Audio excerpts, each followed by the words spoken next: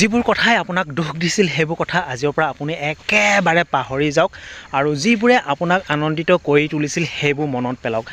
আপোনাৰ জীৱনত পাৰ হৈ যোৱা প্ৰত্যেকটো ঘাত প্ৰতিঘাত প্ৰত্যেকটো বিপদক পাহৰি মেলি আপোনাৰ জীৱনলৈ অহা প্ৰত্যেকটো দিনৰ আশীৰ্বাদবোৰক মনত পেলাওক। অন্ততঃ আপুনি মনত শান্তি পাব আৰু জীৱনটো আগুৱাই নিবৰ কাৰণে আপুনি বহুতখিনি সাহস পাব।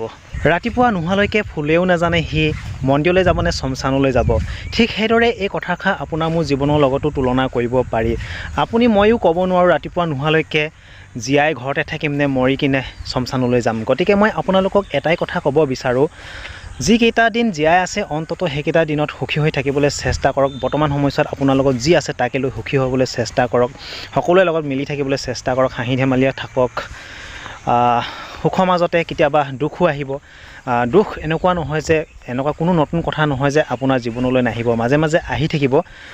গতিকে দুখক লৈ টেনশ্যন লৈ নাথাকিব। মই আকৌ কওঁ, যিকেইটা দিন আছে সকলোৰে লগত মিলি থাকক, অলপ হাঁহি ধেমালিৰে থাকিবলৈ চেষ্টা কৰক। অন্ততঃ জীয়াই থকা কেইদিনত আপুনি জীয়াই থকা সোৱাদ ল'ব পাৰিব। আমি জীৱনত সকলোৱে বহুত কিবা কিবি বিচাৰোঁ আৰু সেই বিচৰাখিনি কিন্তু আমি বহুতে নাপাওঁ।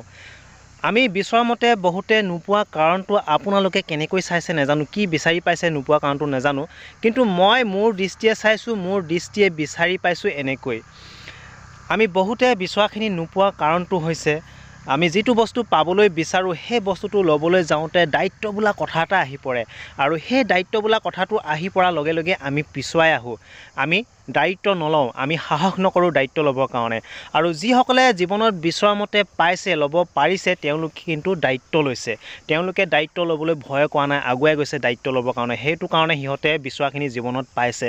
গতিকে মই আপোনালোকক এটাই কথা ক'ব বিচাৰোঁ, আমিও যদি জীৱনত বিচৰা মতে পাবলৈ বিচাৰোঁ তেন্তে আমিও দায়িত্ব ল'ব লাগিব আৰু দায়িত্ব ল'লেহে সেই দায়িত্ববিলাকে এদিন আপোনাৰ মোক বিচৰা ধৰণে দিব। গতিকে মই এইখিনি কথা আপোনালোকক ক'লোঁ, আশা কৰোঁ আপোনালোকে কথাকেইটা বুজি পালে। আপোনাক মই আজি এটা কথা ক'বলৈ ওলাইছোঁ, কথাষাৰ আপুনি গুৰুত্ব দি শুনিব বুলি মই আশা কৰিলোঁ।